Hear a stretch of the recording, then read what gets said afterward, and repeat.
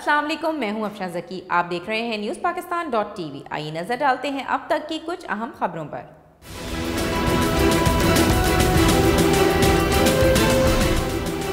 किसी भी सूरत में मुल्क की इस्तेहकाम पर आंच नहीं आने देंगे, सिपह सालार का दो टोक पैगाम। Army chief general Qamar Javed Bajwa की जेर सदारत कोर कमांडर कॉन्फ्रेंस।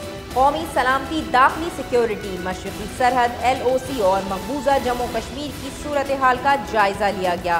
कॉन्फ्रेंस से खिताब में आर्मी चीफ ने कहा कि फौज रियासत का इदारा है जो कौमी इदारों की मदद के लिए आइन और कानून के तहत फराइज अंजाम देता रहेगा।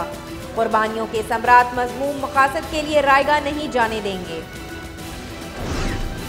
Chaudhary sugar mills money laundering case, नायब सदर मुस्लिम लीग नून मरियम नवाज की जमानत मंजूर।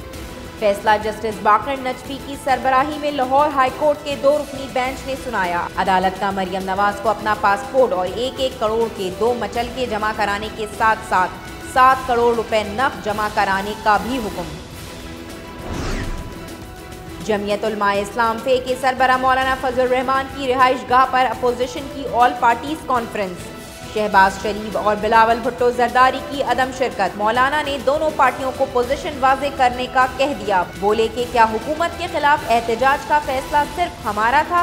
क्या आप लोग नाजायज हुकूमत से निजात नहीं चाहते? अगर मुश्तरका फैसला करना है तो हमारी जमात के इस्तीफे तैयार हैं।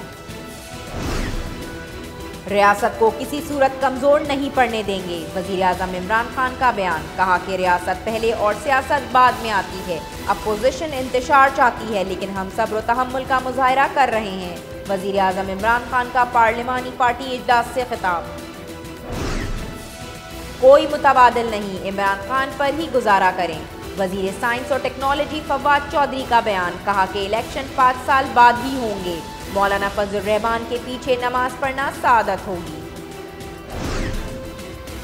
शाहीनों का एक और इम्तिहान। पाकिस्तान और ऑस्ट्रेलिया के दरमियान 3 T20 मैचेस की सीरीज का दूसरा मैच कल कैनबरा में खेला जाएगा।